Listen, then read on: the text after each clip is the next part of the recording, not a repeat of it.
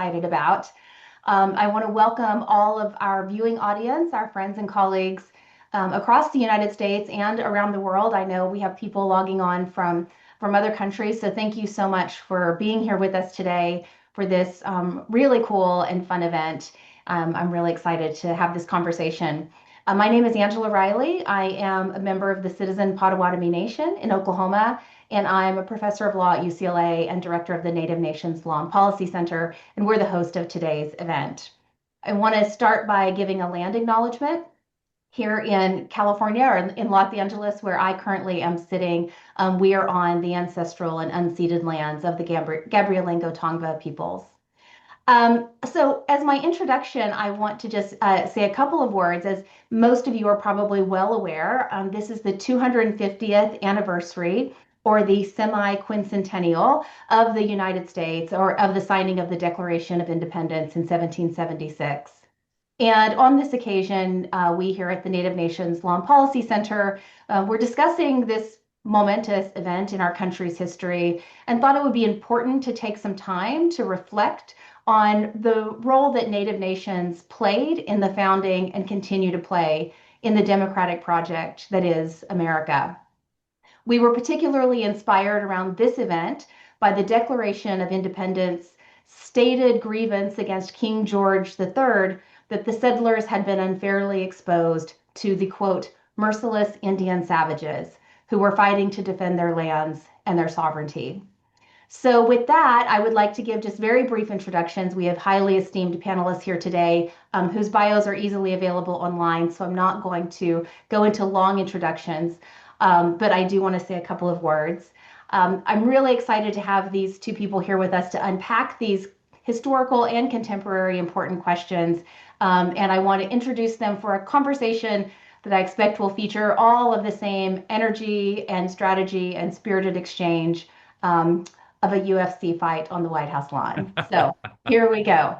I'm honored to have with us here today two of the country's leading Native law scholars, Professor Greg Ablavsky, who serves as the Marion Rice Kirkwood Professor of Law at Stanford Law School, and Matthew Fletcher, who serves as the Harry Burns Hutchins Collegiate Professor of Law at the University of Michigan Law School. Our plan today is to be in conversation until around 1 p.m., at which time we're going to turn to some audience questions, and those will be handled by my colleague here at UCLA, Professor Lauren Van Schulfgaard. Thank you, Lauren, for being here as well. So welcome, gentlemen. Thank you for being here today. We're delighted to have you. Thanks so much for having us. Yes, absolutely. Okay, to start us off, I think we're going to turn first to Professor Ablavsky.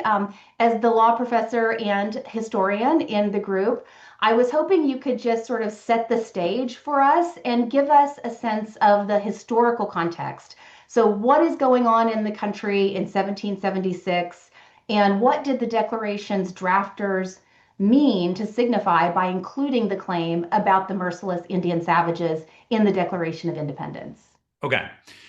So I think the key thing to remember is that 1776, it's 250 years ago, feels like a long time ago for us, and we're marking the beginning of something. But for people in 1776, the European colonization of North America had been going on for almost as long, right? It had been going on for 2 centuries. And so for them, right, they were already thinking about this long process of settler colonialism. And what had happened in the sort of, I would say, 50 years leading up to the Declaration is that process had really accelerated. That initially, the sort of Anglo-American settlement was in sort of a narrow band just along the coast. Native nations and peoples really held most of the rest of the continent. But then increasingly, Anglo-Americans looked westward and envisioned that these lands could be incorporated into their polity, and Native peoples could, be expelled and their lands could be taken. And so you have really a contest for authority over the interior of North America, in which there's lots of violence. Native peoples, of course, resist the assertion that their lands and their sovereignty really belong to Europeans. And they join often with various European allies in their effort to try to push back against the Anglo-American colonists. They did so, of course, notably with the French during what is sometimes called as the French and Indian War or 7 Years' War, which preceded the American Revolution. And then during the American Revolution itself, when that breaks out in 1775, many of them ally with the British, not because they have like a deep trust or like of the British, but because these allies represent an opportunity to try to push back against these incursions on native homelands. So, why then this grievance within the Declaration of Independence? Well, in these violent struggles, Anglo Americans depicted themselves as the sufferers, right? They depicted themselves as the sufferers of these sort of violent attacks by Native peoples. Of course, they rarely acknowledge or discuss the violence they themselves are meting out to Native peoples. There's discussions from Native peoples that if we were to sort of broadcast the horrors that we have experienced, they would be 10 times greater. But as George Washington himself actually said at one point, like Native peoples didn't have presses, and so they weren't able to publicize this in the same way. And so what happens in the sort of like roughly 20, 30 years is that this becomes a really powerful political talking point, we might say today, right? This emphasis on the suffering of what they called white people at the hands of Native folks became a really potent way to attack your political enemies. And it was not so much sometimes about Native peoples themselves, who are often depicted as not really having much agency, but really about, oh, my political opponents are so evil that they will unleash this violence against us. And that is, of course, the context for the Declaration of Independence itself, right? That remember that the Declaration is a complaint about what the king has done. And so the complaint in the Declaration is the king has sort of deployed these merciless Indian savages to attack to attack Anglo Americans in this contest. So it is about this long-standing trope that routinely appeared of attacking native people, of attacking political opponents for deploying native violence in this sense. It sort of stripped the idea that native peoples themselves might have any reason or justification for the actions that they were taking. Wow, thank you for that. And I'm going to just ask a quick follow-up question for those of us who never took AP American history or have forgotten it. Could you give us a little bit of a picture of like the demographic scope, like and the geographic scope? Like what exactly is the geography that we're talking about, and like which kind of like in general groups of tribes would have been like the subject of this conversation? Yeah. So Anglo-American settlement was largely, and it had become, by the time of the American Revolution, there by that point, I think a couple million or so Anglo-Americans now living huddled largely along the East Coast. When you think of like big East Coast cities like Boston, New York, Philadelphia, Charleston, South Carolina, those are really the centers of the Anglo-American population. But increasingly, they have started to expand into what was sometimes called the back country. And if you're thinking today, roughly where that is, it's like the present day states, maybe of Western Pennsylvania, Ohio, into Western North Carolina, Eastern Tennessee. The sort of fights right around the Appalachian Mountains, and then immediately west of there. And so those were the homelands of what had become an increasingly powerful set of native confederacies. So in upstate New York, you have the Haudenosaunee or Iroquois, the Six Nations. In the southeast, you have the powerful confederacies of the Muskogee Creek peoples, the Cherokee people, Chickasaws, Choctaws. And then what is known as what was called at the time as the Ohio Country is a broad range of different native communities. There's the Miami Confederacy. There's a range of Anishinaabe people stretching up into the Great Lakes. So really a wide array of native peoples. But one thing that is notable is that they had been encountering and engaging with Europeans for 200 years by that point, right? So this was not sort of, unsophisticated native peoples who had little sense of the power of Anglo-Americans or the politics that they were engaged with. Like they were quite savvy in their understandings of European society by that point. All right, great. Thank you. Yeah, that really paints a clearer picture of that. And it's helpful to have that as a backdrop. With that, let me turn to Professor Fletcher, and I kind of want to build on some of what Professor Ablavsky has just said. So he's talking about Native nations and confederacies, and I want to see if you could set the stage a little bit more for us in terms of what would the practical mechanics of tribal sovereignty have been in 1776? How would tribes have conceived of that? How would colonizers or the crown have conceived of tribes as sovereign at this moment? And at some point in this conversation, we'll contrast that to the contemporary tribal sovereignty conceptions that we have today. But what would have been the picture at the time? Well, I can only speculate, but I think there's a lot of information that we do know. I think that some of the tribes that Greg is talking about that were in the East Coast had been dealing with colonizers for a long time, so they had a sense that uh, governance or government was top-down hierarchy, and you deal with a national government, maybe the Great Father, the king, or the president of the United States, whomever. Actually, there wasn't a president in 1776, but you know what I mean. And so that they learned to conform to this notion that of what sovereignty is and what how to govern, how to deal in a government to government relationship. Internally, however, I think it was a radically different situation. The Haudenosaunee Confederacy famously was more or less run by the clan mothers, and they were so important that they didn't actually stoop down to speak to the nations, to other nations directly. They had their minions do it, the men. And I'm speaking in a very sort of superficially, to be frank, but that's just one good example of how tribal governance structures are radically different than what you see with European nations, which were very, very uh, patriarchal. And if you have matriarchal society like the Hautesonis, or much more of a gender neutral type society that than you would see like with the Anishinaabe communities, for example, then internally the notion of what we would call sovereignty here in 2026 is radically different.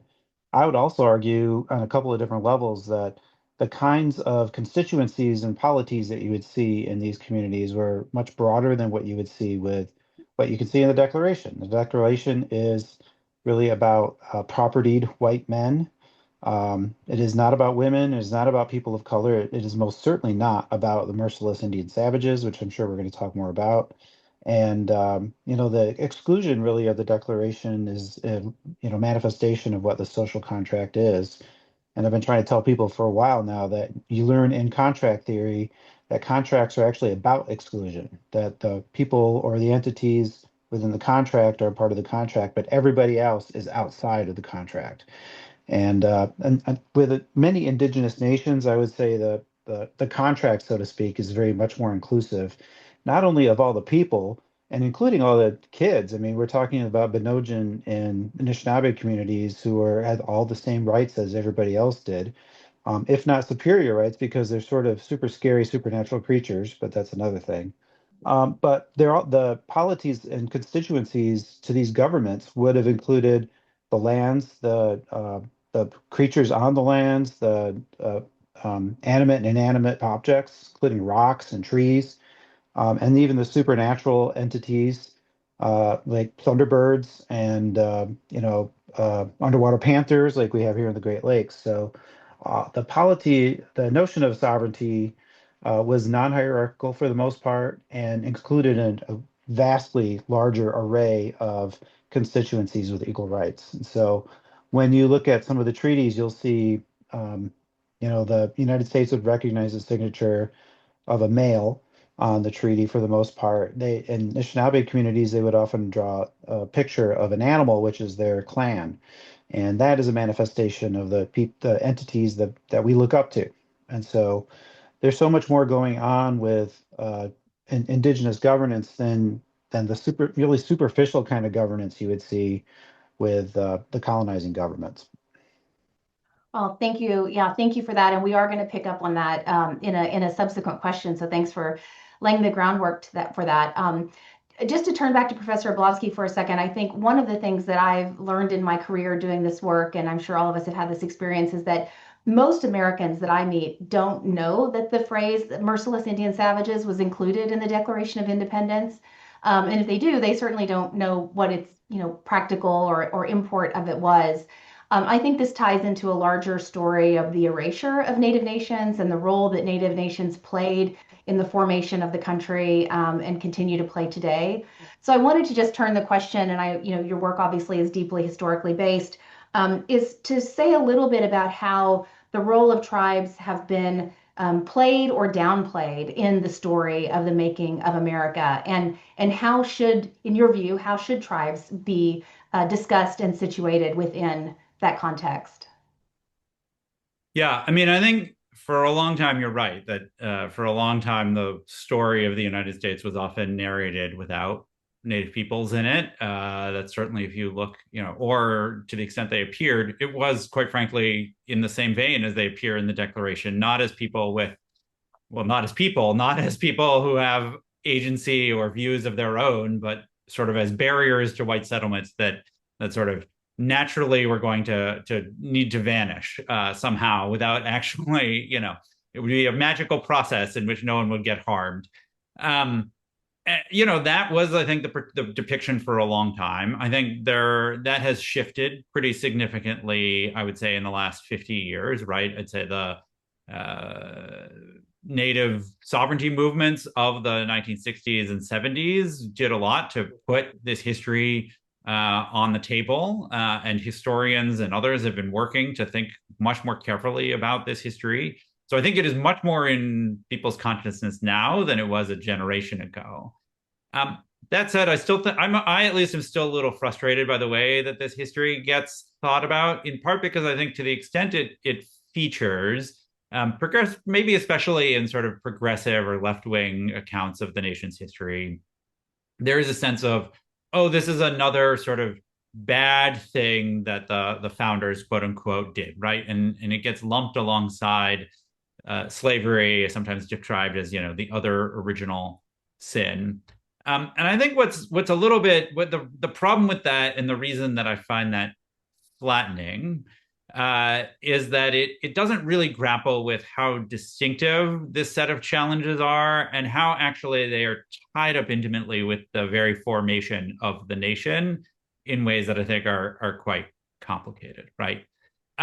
So here I want to think a little bit about another part of the Declaration of Independence, which is not the merciless Indian savages phrase, but the part that actually is the part that they were declaring, right? What were they declaring? Well, if you go and look, they do at the end, they say, we declare, right, that these united colonies are and of a right ought to be free and independent states.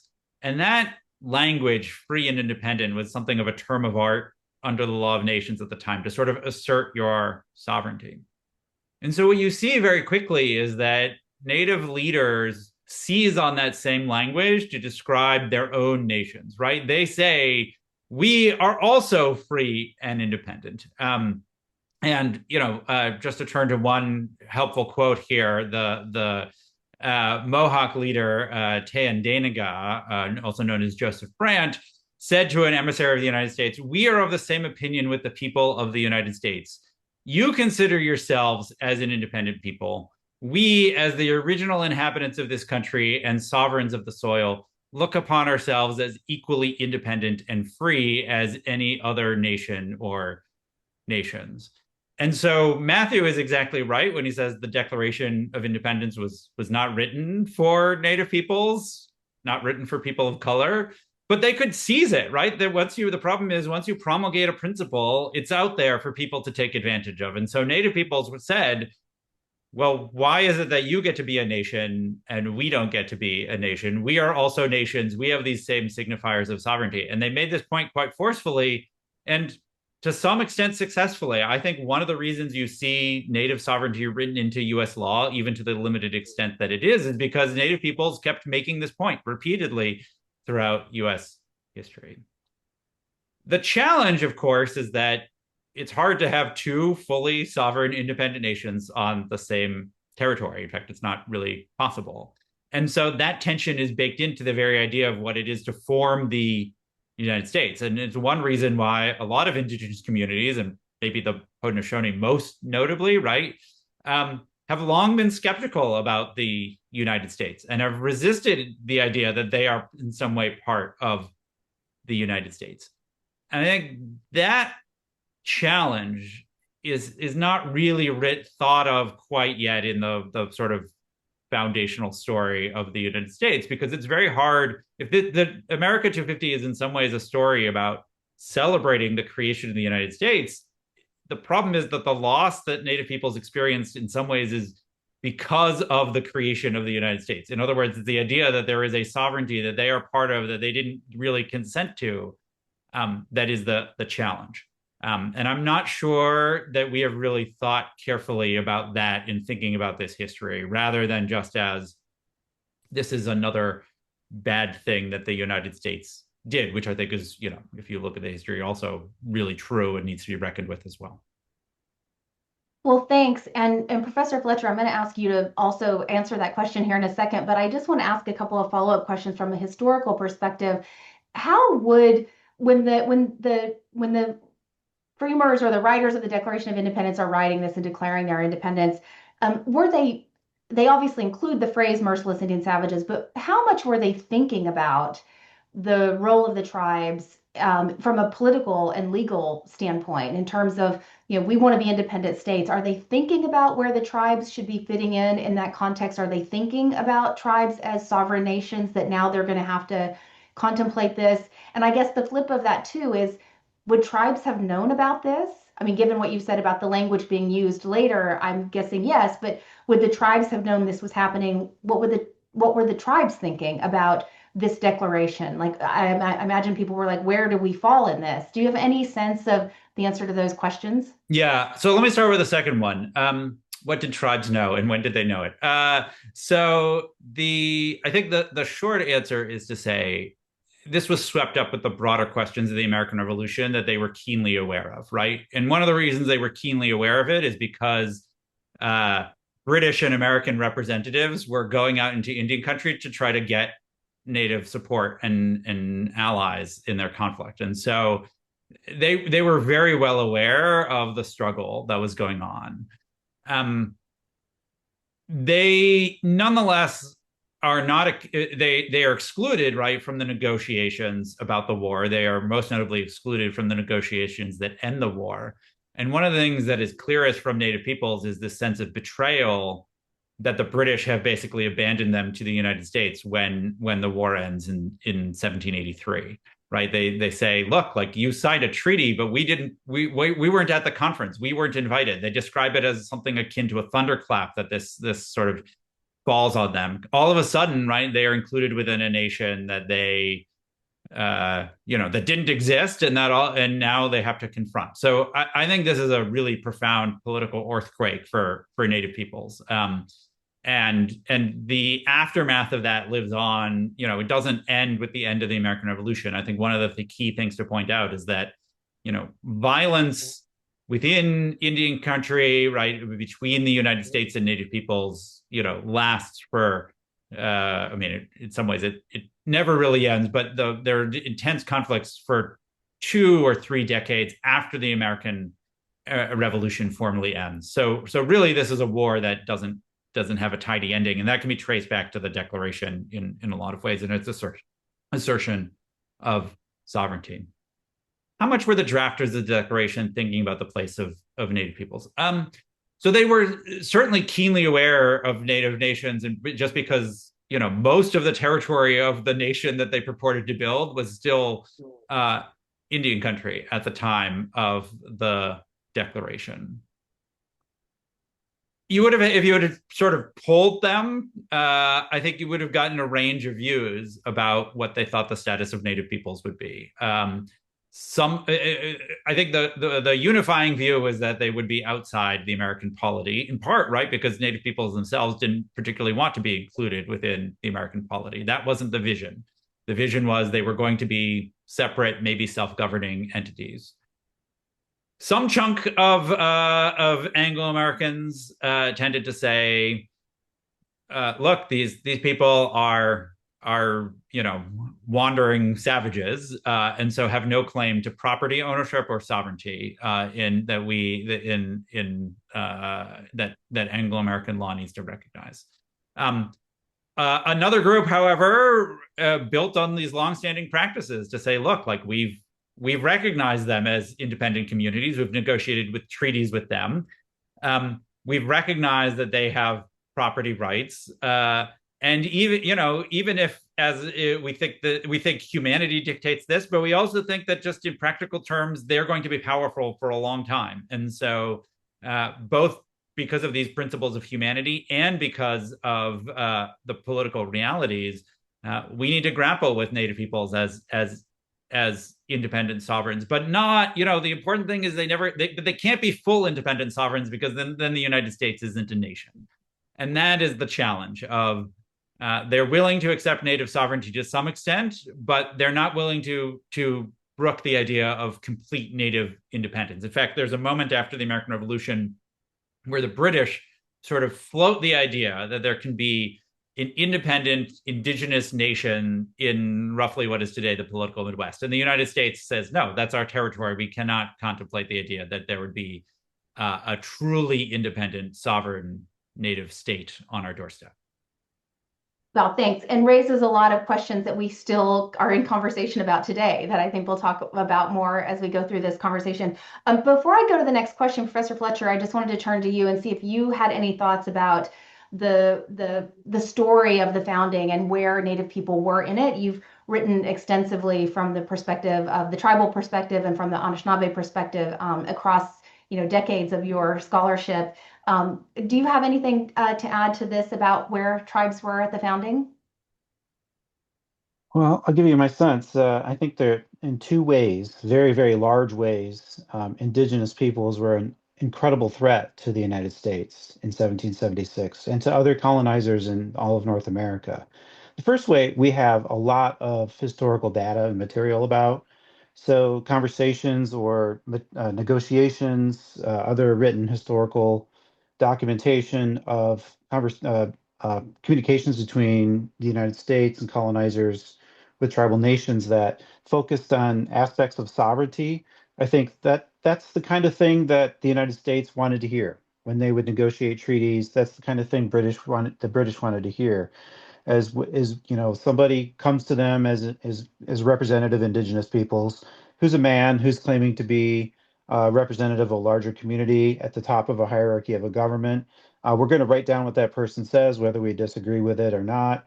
And if they talk about war, if they talk about treaties, they talk about diplomacy, talk about representation, if they talk about sovereignty, those are things that are going to be part of the historical record that we can study now quite conclusively. And I think Greg has an extremely much better handle than I would on sort of how that played out over time.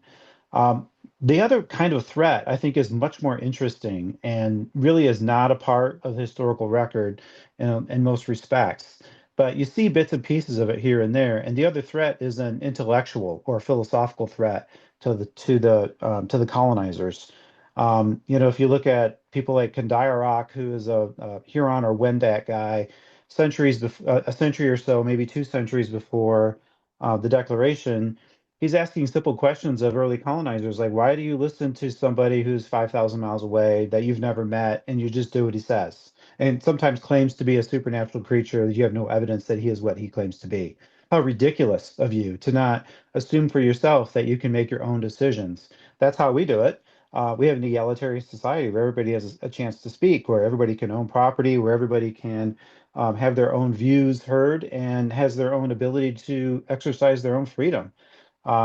It's just like a whole bunch of Albert Camus running around, and it was kind of awesome. And the fact that these conversations occurred are repressed. My sense is in the historical record. There's no way a colonizer would want anybody to hear in the newspapers or in books about how there are nations in the world where everybody gets to vote and women are treated equally and children are treated equally. And the land is treated as an entity that it deserves respect, as opposed to needs to be treated as a resource over which humans would exercise dominion.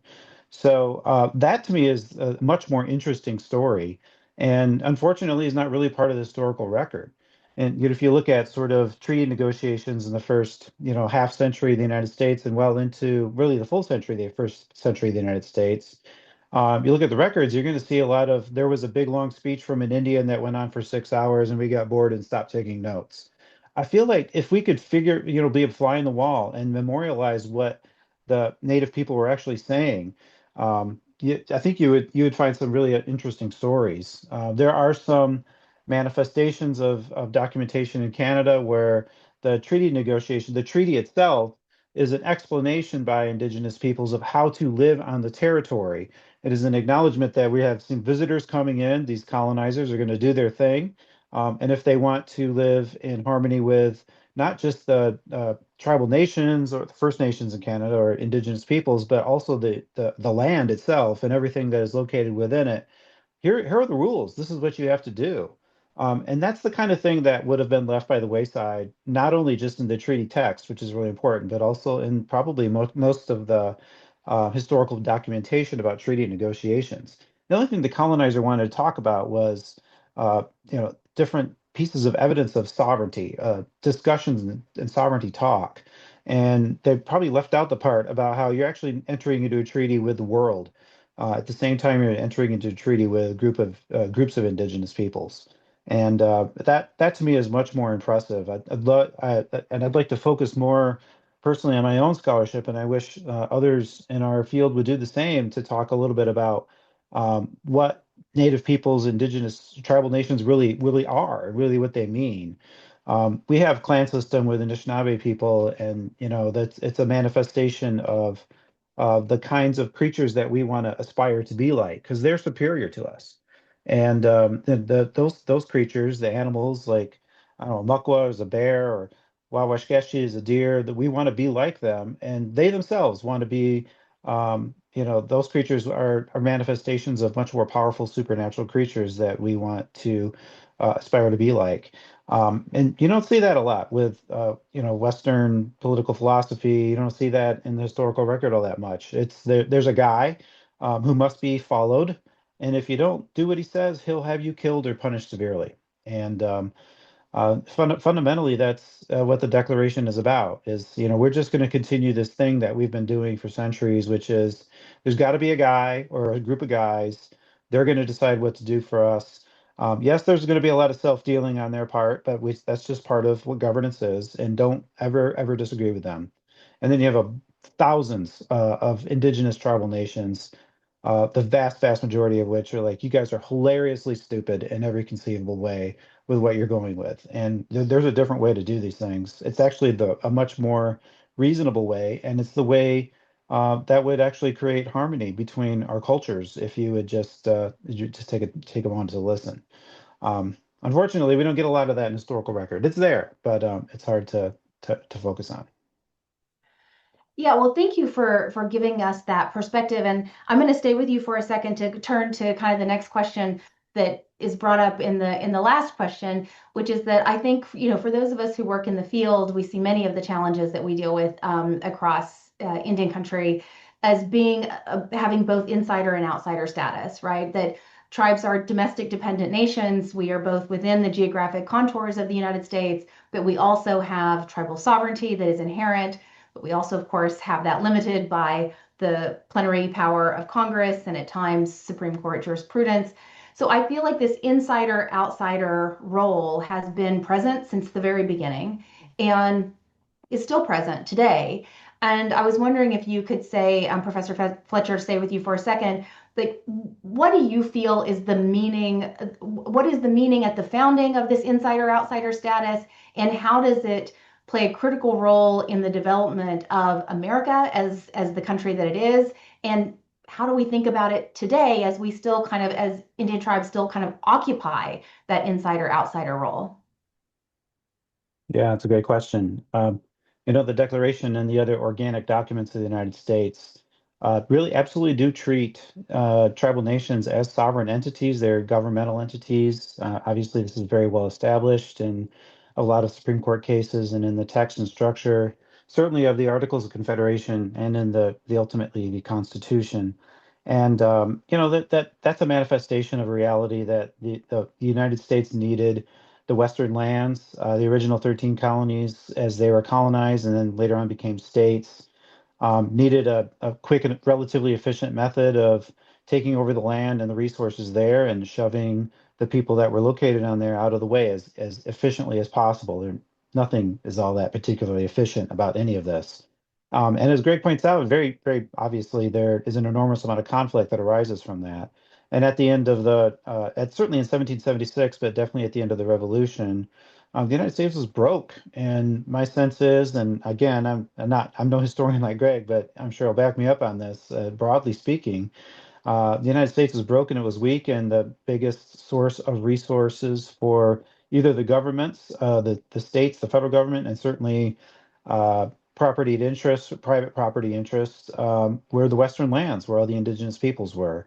And that's really the core purpose of the way the law is structured, is to continue the practice that had been going on more or less for centuries in the original 13 and up in Canada, which was let's engage in negotiations with these Indian tribes.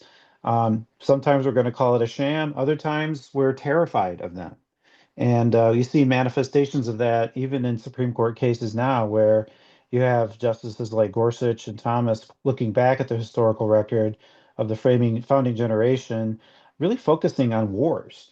And there's nothing more of an expression of sovereignty in Western political philosophy, the assertion of physical power over others, and or defense from that physical power.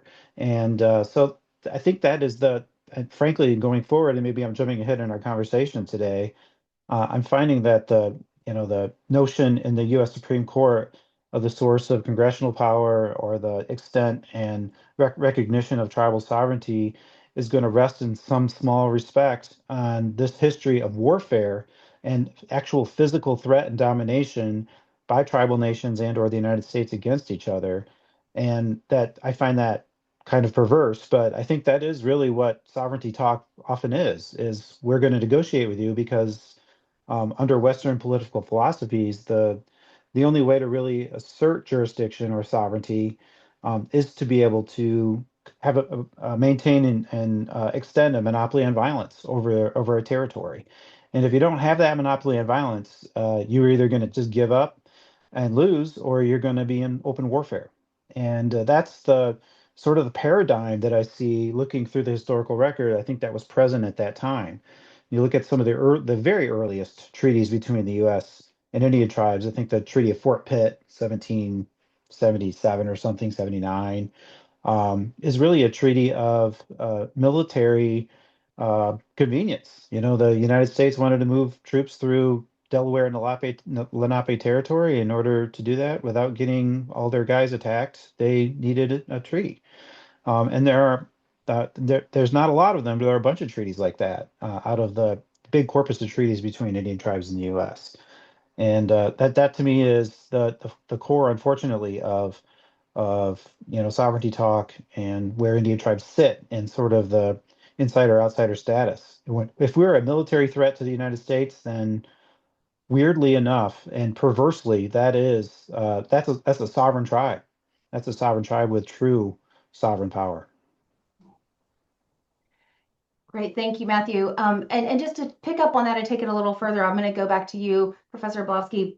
I think one thing that's always curious to me is when teaching this thing and just even stories from my own family is the people are non-native people oftentimes are very curious about the level of patriotism of native people, about the extensive role that native people have played in foreign wars in our country's history, how veterans are highly honored in native culture. And I think that part of that, sort of punctuates the insider outsider status and is just one feature of how individual Indian people and tribal nations navigate the insider outsider status. So I was wondering if you could say a little bit about your perspective on that, both either from the historical context or now, how that dichotomy has created the situation that we live in today, where tribes are sovereign nations, but within the borders of the United States. Yeah, I mean, I feel like the key thing to stress, at least from my sense of the historical record, is, a lot of disagreement, right? The idea that there is a unified perspective on this across Indian country, even within Native communities, is definitely not true. And one of the things that is particularly striking when you look at the historical record is just how to respond to American colonialism ends up dividing these communities, right? I mean, most famously, perhaps this happened within the Cherokee Nation, where you have the split between the Treaty Party and the National Party in the context of the demands for removal. But you have very similar things happening throughout Indian country. You have the not that long after the American Revolution, you have the Creek Civil War, where you have red sticks and white stick Muskogee peoples fighting against each other about how they should be engaged with the United States. And so one of the maybe especially pernicious consequences of colonialism is that I think, to go back to Matthew's point about the sovereignty talk, I think there was a hope by some set of native leaders that they could use the sovereignty talk externally to sort of build a wall around their societies, that they could preserve their internal indigenous practices from outside interference. And I think one of the pernicious realities that marks the history is that it became very difficult to actually accomplish that, right? That the consequences of American colonialism and the aspirations of the United States very early on were not to they were to remake these societies, right, in the image of Anglo-American societies. And so they don't want to let native people alone and have their own self-governing institutions. They try to find ways to coerce them, sometimes militarily, sometimes culturally.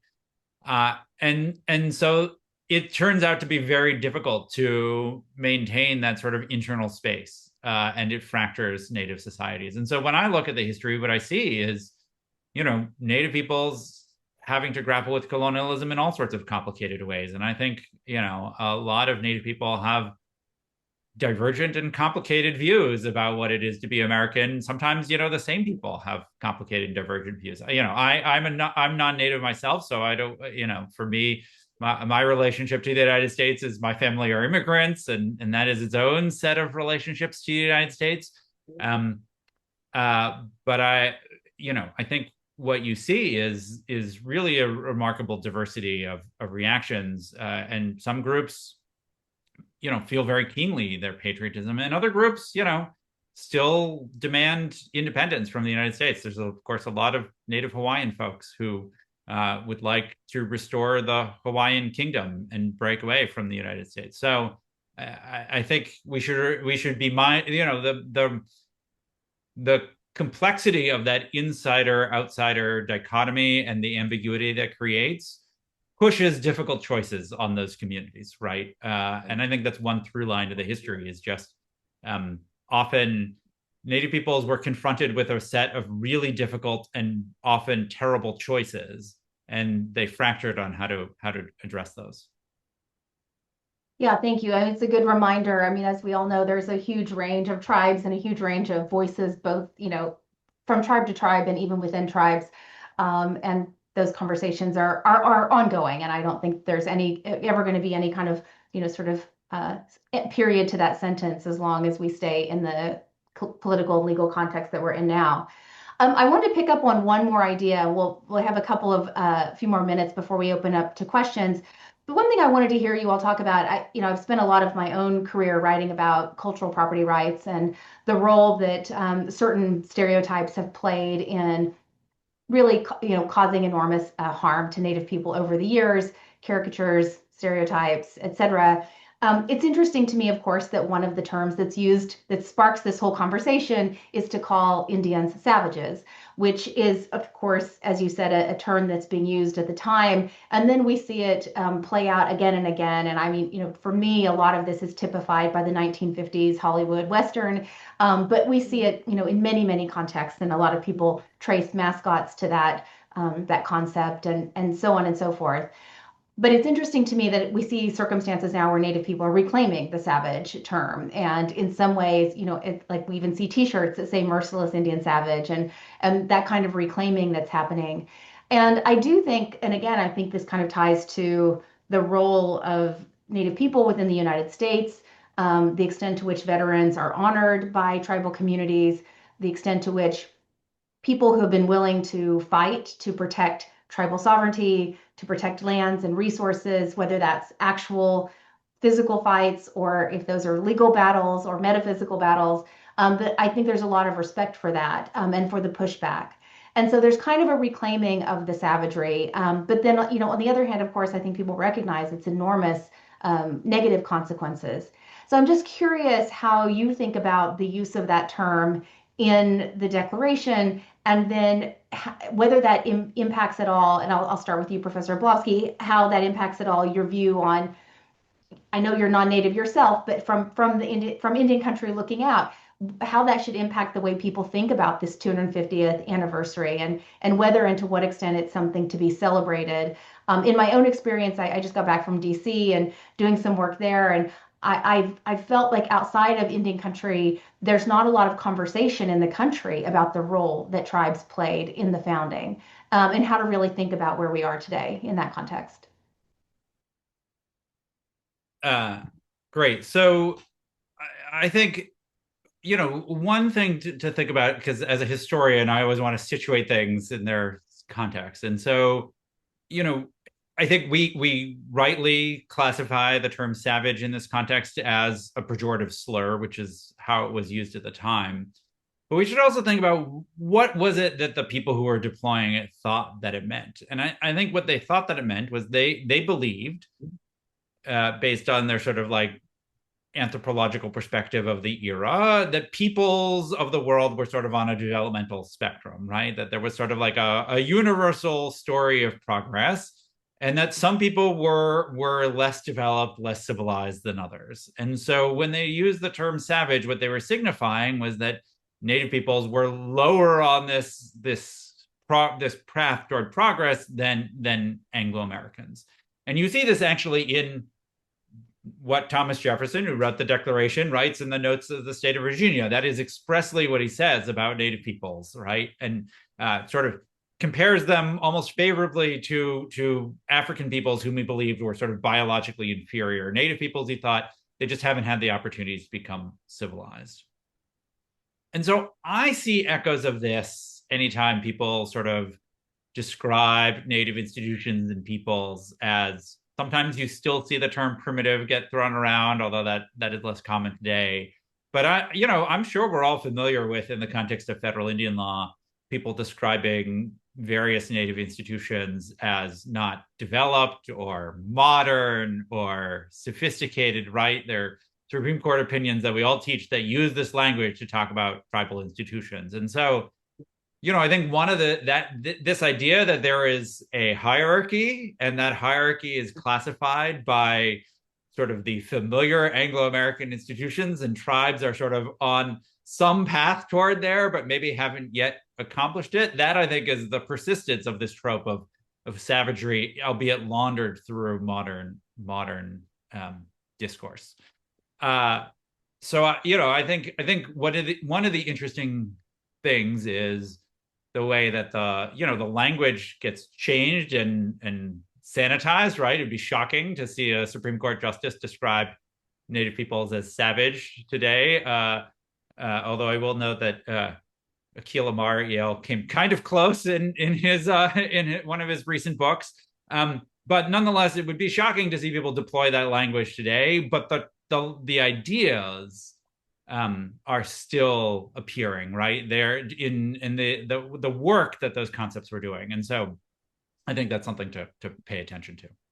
Great, thank you. Professor Fletcher, do you want to say something about that as well? Sure. Thank you, Greg, for your basically taking the laboring oar, as some might say, and pushing back on some of these historians and philosophers for us in modern day times so we can focus on our own things. So good for that. I think the notion of merciless Indian savages shows up in the Declaration. There's at least it gives you a hint or a signal of really the whole fight between of what federal Indian law is. And in a lot of respects, it is the origin of huge aspects of American constitutional law. You have these merciless Indian savages. They're pointed out in the Declaration because uh, they're cut off. The British cut off the merciless Indian savages from the Americans. So Americans wanted to access the Western lands already before the Declaration, and the British prevented them from doing that, in part as a reaction to an Odawa guy's name from Odawa named Pontiac, who fought a war in 1763 that terrified the colonists all up and down the eastern seaboard. So what you see in the merciless Indian savages language is signaling that there's a fight of sovereignty between um, various aspects of colonizer sovereign governments. So in the American Revolution, it was British versus American. Post-revolution, it was the federal government versus the colonies slash states. And that fight is still going on. And it's always the American side, now the colonizer side, fighting various aspects and sovereign entities, state, federal, local, whatever, trying to assert jurisdiction, assert sovereign power over the Indian problem, which is always going to be a problem because we just don't go away, we don't die. And that's pretty remarkable. And you can see it throughout history. The earliest part was the fight between the federal government and the states. I mean, the Johnson versus McIntosh is a robust assertion of federal power that the Supreme Court granted to Congress, an enormous amount of federal power that probably only existed at that time on paper. But it becomes a foundation for the notion that once powers are delegated through the text of the Constitution to Congress, that those powers are presumptively plenary. And the states are more or less excluded from most aspects of those powers. And that was a huge program of the first great Chief Justice, John Marshall, was to federalize the Constitution, federalize national government as being superior over the states. That's what the Constitution did in its text. But through Indian law cases, and obviously in other cases, the Marshall Court made the federal government supreme in so many different areas of law, and Indian Affairs was a tool to make that happen. I'm not going to go out on a limb and say John Marshall was like an Indian lover or anything because I don't think he was. I mean, the guy owned slaves at one point, so there's nothing special about this dude. But he really was a huge fan of the federal government and over federal control over foreign affairs, war powers, treaty rights, Indian affairs, and that extended easily into things like uh, interstate commerce, immigration law. So the Indian tribes are part of a plan to uh, aggrandize the federal government, and that's what the Supreme Court was doing for so long, for the most part, in the first part of the United States history. And tribes, I think, have been used off and on again, and the relation, through federal Indian law uh, to create core aspects of constitutional law. And jump way ahead into the future. I mean, you look at religious freedom. You know, the Supreme Court gutted religious freedom in 1990, and they used an Indian law case to do it. That's not an accident. They're gutting voting rights, and they're not really using the Indian law cases, but the Indian law. Tribal nations through Native American Rights Fund are right on the sort of the front lines of these wars, these fights over voting rights, and that's again, which tribes are at the forefront of sort of the contours, the vanguard of what's going on and how constitutional is changing right in front of our faces. And what's fascinating about tribes throughout all of this is, is that they're making recreating a notion of sovereignty that isn't rooted in sort of God-given right and a monopoly on violence, but on actually, to use your phrase, Angela, which I imagine you stole from the World Bank, good native governance. The tribes that are asserting sovereignty now aren't doing it because we're going to go to war, although once in a while we might throw some burning barrels over a bridge. But really, we're doing it because we actually are governing better than the so-called superior sovereigns around us.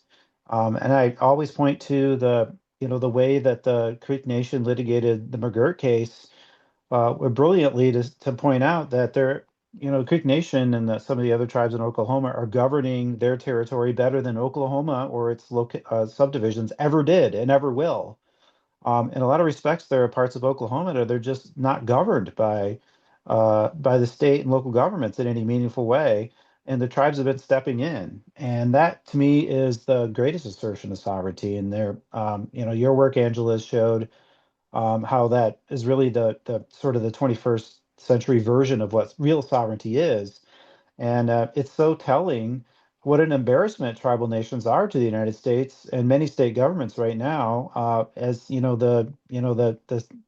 the sort of the rhetoric of government now is we are all powerful, uh, and we're incredibly racist, and also we're don't question us. How dare you question us? It's irrelevant what the outcomes are of the federal government's decisions on the ground, because they have power. It doesn't matter what happens. And with tribal nations whose leaders are far more accountable than any federal government officials have probably ever been, other than perhaps Deb Haaland, who's always accountable to Indian country on an informal matter. It's really remarkable what tribes are doing, and you can see such a wildly different paradigmatic difference between sort of the governments of the state, federal, local governments, and tribal nations. The structures of tribal nations now, thanks to colonization, are more or less the same in a lot of respects than that you would see in state, federal, and local governments. But the things that tribal nations do are radically different than what you'd see what those governments do, right? I mean, that's why you have tribes fighting for land, not just their own territories, but outside of their territories, which traditionally were indigenous lands. And that's just one example of how tribes are taking their culture and their traditions, and infusing their governments with those notions in a really successful way. And sometimes it's terrifying because if the eye of Sauron looks down upon you, they will crush you any chance they get with their physical power. And tribes are hilariously avoiding that eye and doing really good things all around the country. And yeah, we fight and we kick and scream and do a lot of good and bad things, but on the whole, it's really quite remarkable what is happening in Indian country. And I like to say that we're an embarrassment to the United States in all the best ways. Great. Thank you so much for that. And this I did steal directly from NPR, which is end of show rant. So it doesn't have to be a rant, but I want to give each of you a couple of minutes just to wrap up anything that you haven't had a chance to say that you want to say about this conversation, and then we'll turn it to the Q&A. So Professor Ablavsky, I'll start with you.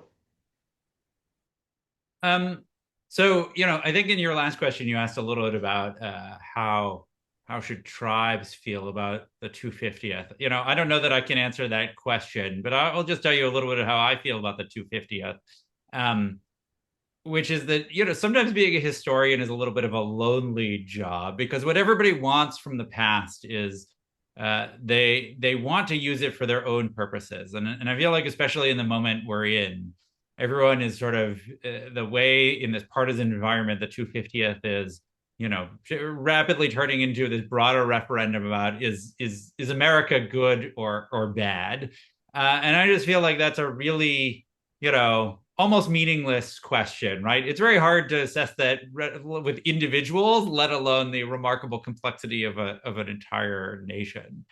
And when you're a historian, really what you're trying to do is you're just trying to understand, right? And you're not that is really the job of a historian, is try to grasp what was going on in the past, and what did people think, and why did they do the things that they did, and why did they believe that they were valid. And so I think the 250th is both an opportunity to try to engage in some of that careful understanding of what was going on, and then also a really important thing that I think historians also recognize but need to say more is that our past doesn't have to be our future, right? That, the things that Matthew was describing that tribal nations are doing today was, of course, not what Thomas Jefferson envisioned when he drafted the Declaration. It was, of course, not what most of the people, most Anglo-Americans envisioned.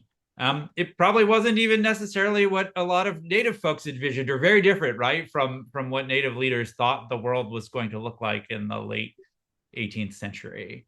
And yet, right, like you can, the important thing is to recognize, like, that's fine, right? We are not stuck.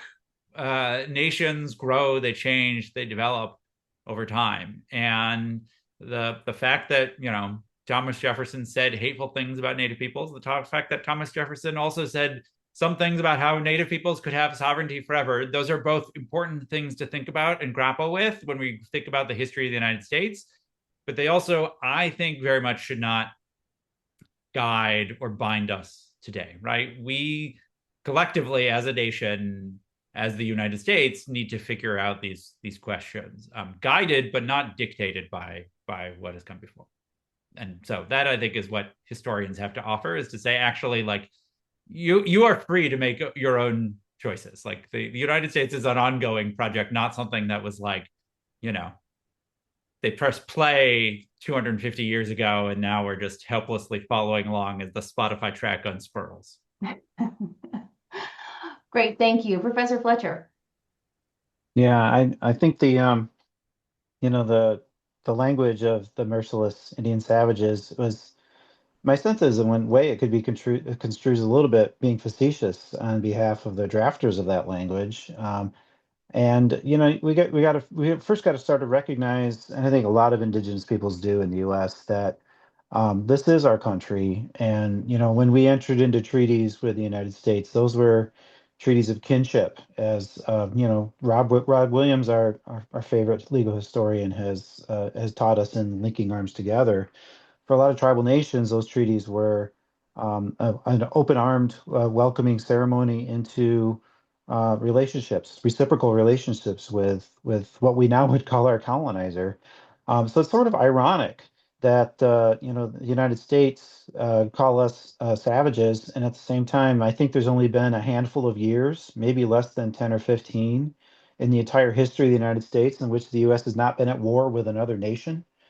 I think Jimmy Carter is the only president of the last 100 years, maybe longer, that was not a president that did not start a war with another country or manage a war. This is what the most warlike place ever, probably ever.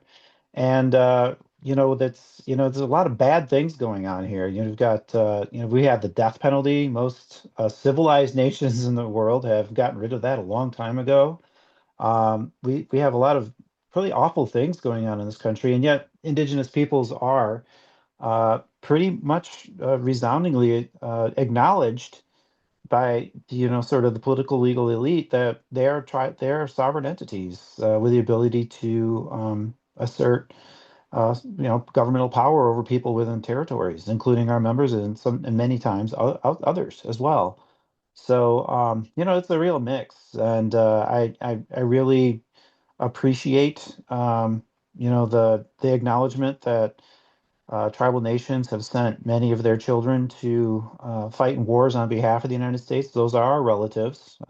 They're that's then this is our nation. We're all American citizens. So there's no real shame, or I would be not critical of somebody who is uber patriotic in favor of the United States, and all my relatives are. At the same time, it certainly is no shame or disrespect to the United States and to those who did serve to criticize the government. I mean, that is sort of the core fundamental principle, at least on paper, that the United States has always stood for, at least since the First Amendment was ratified. So, this is I don't have any problem celebrating Fourth of July, and you certainly don't have to work that day, and I always appreciate that. So, that's my little NPR rant. It's not much of one, but we'll go with it. I liked it though. I liked it. Well, thank you. We probably have time for a couple. We've got 10 minutes. We've got time for at least a couple of questions. So Professor Van Schulfgard, thank you for joining us and handling the Q&A. Do you want to throw a couple out and then let them sort of take them at their leisure? I was just going to say I wanted to do just that. This was a fascinating panel. I learned a ton, as always. Thank you to everyone, to all of our presenters, and as well as all of our attendees. We have a couple really good questions. I'm going to do my best to summarize them. So my gratitude for and for your grace in allowing me to do this.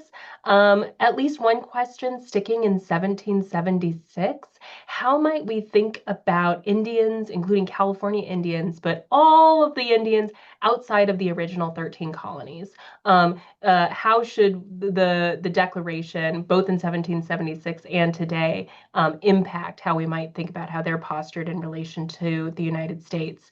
And then I guess moving forward to the present time, it strikes me that one of the utilities of the merciless Indian savages framing is that it's exclusionary, and it postures tribes as existing outside of the United States, which I think can be used to, in many ways, acknowledge and justify tribal sovereignty.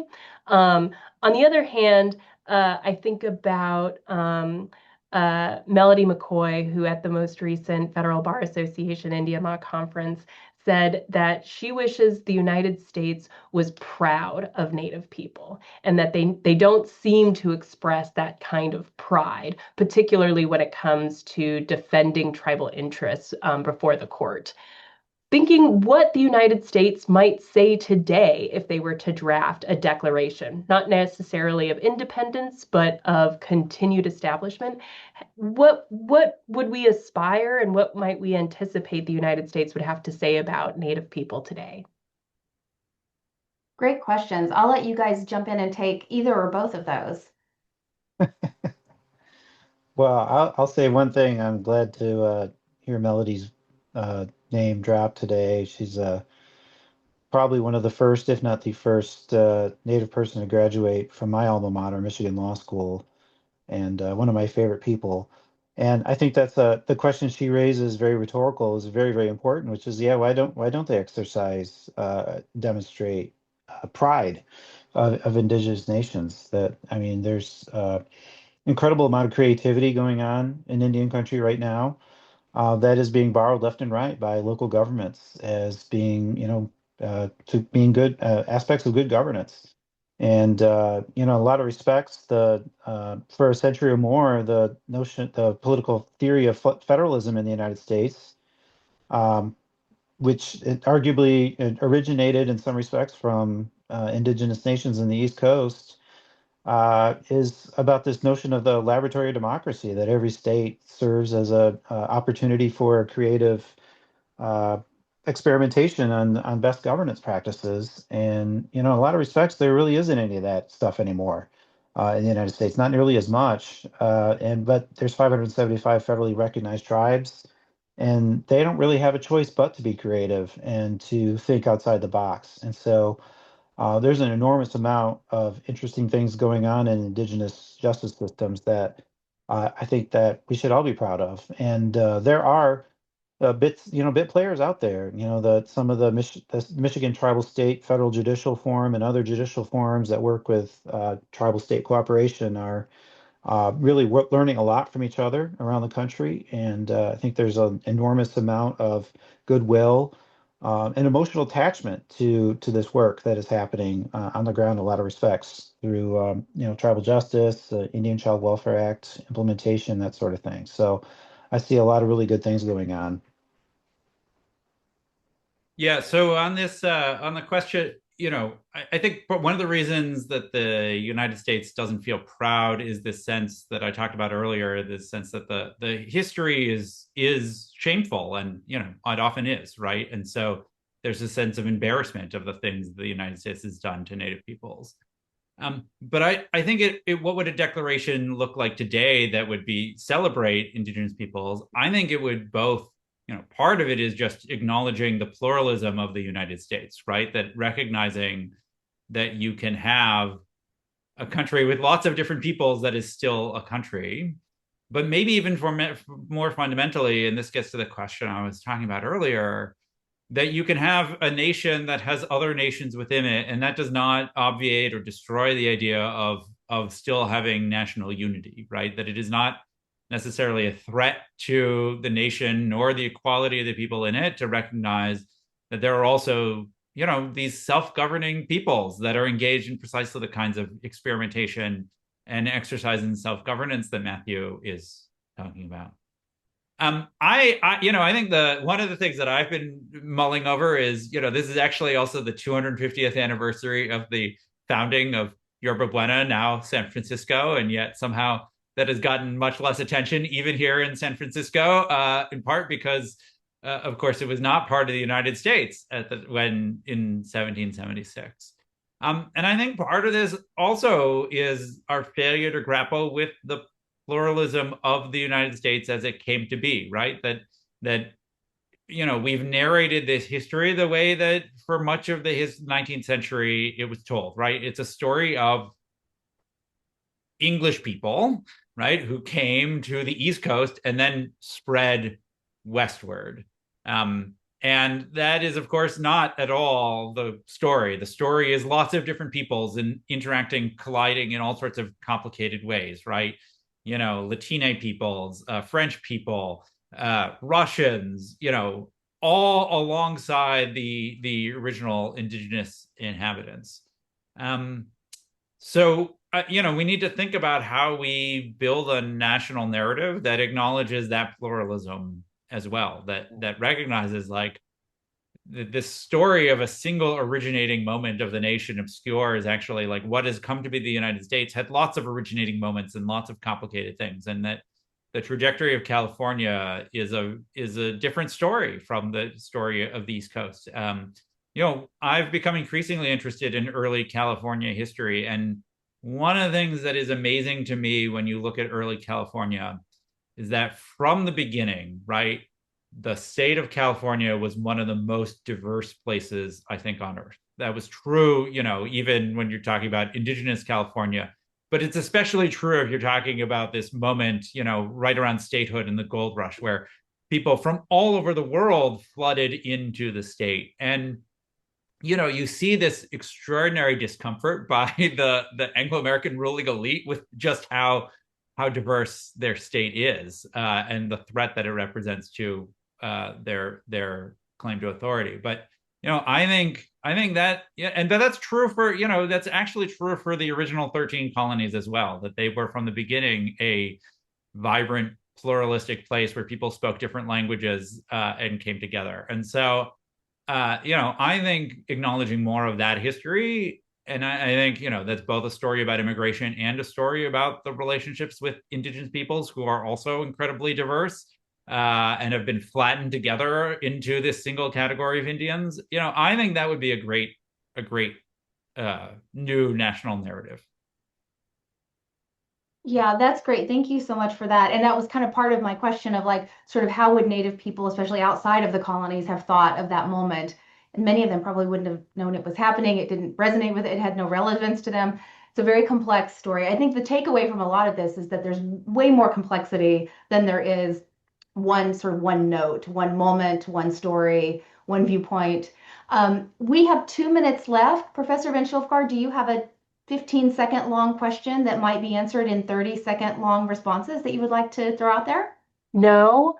Um, we got so many good questions, including about Indigenous, specifically Haudenosaunee influence on the Constitution, as well as broader American governance. We got more questions about good Native governance and the ways in which we should be incorporating that, but also the ways in which we currently are incorporating good Native governance into broader American systems. And then we got questions about the dual citizenship status of Native people and how we should be understanding dual citizenship moving forward. Wow. Well, a lot of great questions. I think that tells us that we just need more conversations. So thank you to our audience for the great questions and your attention and for being here today. And a huge virtual round of applause for our amazing scholars, Professor Fletcher and Ablavsky. You all never, never, ever disappoint. Your brilliance is always a light and a beacon to me. You're both North Stars. Thank you for taking your time out to do this. We really appreciate it. And happy 250th, America, and hope you all have a great summer. Thanks, everybody. Thanks for being here.